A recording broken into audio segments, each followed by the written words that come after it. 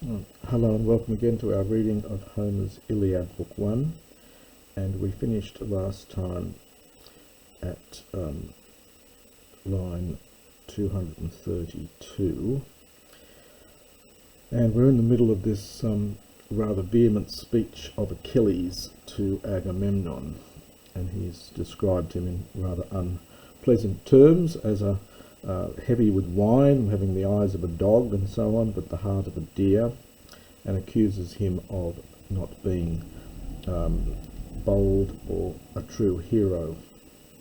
But rather than going and fighting, he's been taking away the gifts of whoever speaks against him. And he says, Al ektoi ereo, and I will speak to you, and perhaps almost speak against you or speak out to you, and I will swear, this is future from omnumi, the great oath, and the epi goes with the omnumi. This epi here is a preverb. So I will swear a great oath. Naima, and this is used in oaths. This particular form of the oaths only here in the Iliad, and possibly a later variation of this. It's normally umar or something, so it's naima. So indeed, or by this sceptre, which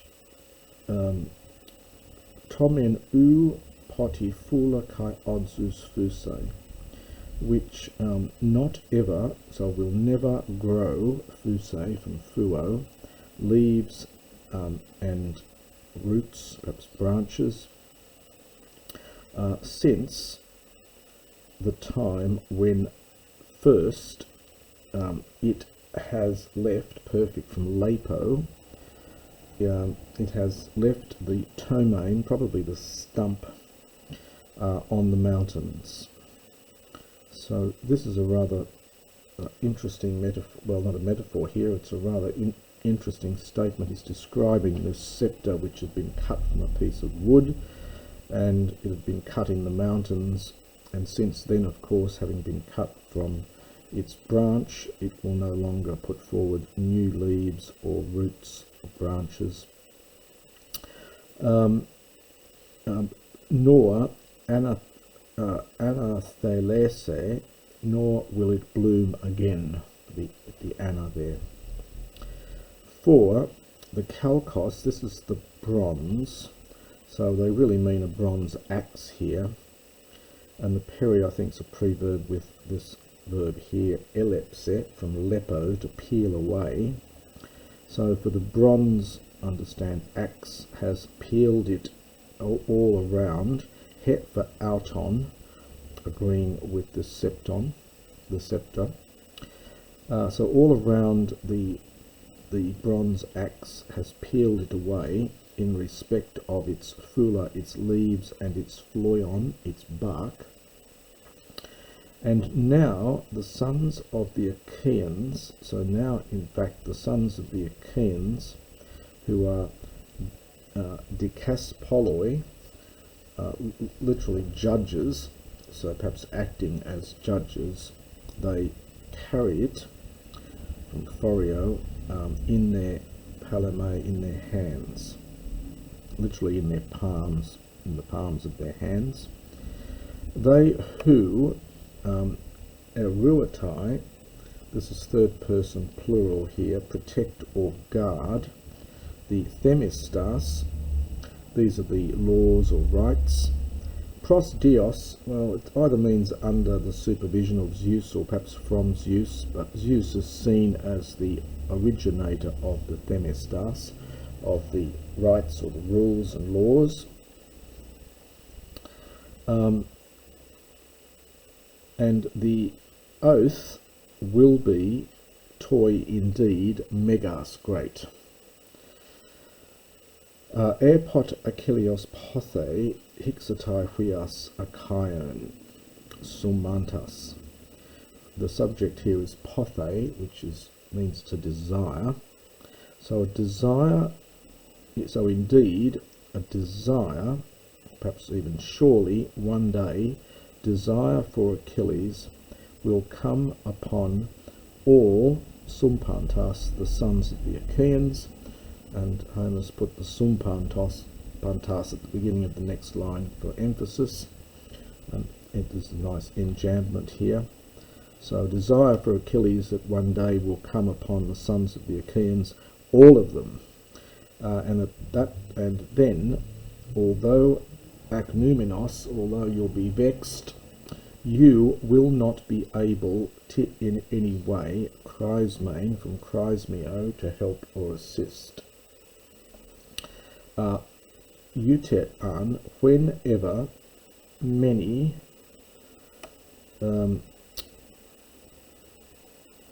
Piptosi might fall, this goes with the an, this is subjunctive, dying, Nescontes, hoop at the hands of man-slaying Hector. But you, amuxes from amusso, which means to tear or gnaw or lacerate, here I think tear at your heart, endothi within, but you within, you will tear at your heart, komenos, being angry. Now the hot tit is almost like hottie here, so it's inasmuch as, in respect of which, so inasmuch as you honoured, from Teno, from Tenno probably, in no way the best of the Achaians. So being angry inasmuch as you did not honour at all the best man of the Achaians, i.e. of course himself. And thus the son of Peleus spoke, and Bale he cast the sceptre, poti for pros, plus the dative, onto the ground. The sceptre which was pepamenon. Now this verb is from pero. You get a vowel gradation, pero, in meaning to pierce. You get reduplication. This is a perfect passive participle, and so you get the usual vowel gradation to alpha in the passive. So perfect passive participle. It literally means pierced or perhaps studded with cruciois heloisi. Helos can mean a nail, or this can mean a stud, which is probably what it is here. So some sort of ornamental stud. So literally pierced with golden studs. And autos, he himself, heads atop, sat down. And as you might imagine, Hetrades de heteros then emania. So from the other side, the son of Atreus, Emania, was going crazy. He was very angry. But Nestor, the old man Nestor, heduepes. This is a lovely word. It's made from hedus, sweet, and epe, root of meaning word. So sweet worded. So Hector with the with his sweet words. An aruse. This is from ana plus oruo, which is connected with the verb ornumi. It's to rise up for them. He is the ligus agoretes, the shrill agoretes, speaker or orator of the Pylians. And we get this beautiful line here: tu kai apoglossas melitas glukion reanede. And the voice flowed from him, from the tongue of him. So the sound flowed forth from his tongue. Glukion, comparative, and then we get a genitive of comparison, sweeter than honey. So we translate, sweeter than honey did his voice flow forth from his tongue. Lovely line there. Nestor elsewhere in Homer is the peacemaker, who's also the eldest, as we're about to be told here. for whom at that time 2 generations of, well, we're not quite sure what this word, exactly what this is, normally translated of mortal men. Generally it just means men, but if you translate mortal men. Ephthiath, this is from phtheno, to perish, so had perished. So 2 generations of mortal men had already perished for him. Now that's a relative, we get hoi and hoi. This is the relative pronoun referring back to these generations of men. And even though this is feminine, they're thinking of the men as masculine here. This hoi is going with the hammer. Hammer takes a dative, so along with him. So who, along with him, pros then previously. Traphen is for et traphesan. So that typical shortening here of the aorist passive. So et traphesan. And it often in Homer these forms get shortened down to a nice simple N, and there's no augment. So it's from trepho to rear. So had been brought up.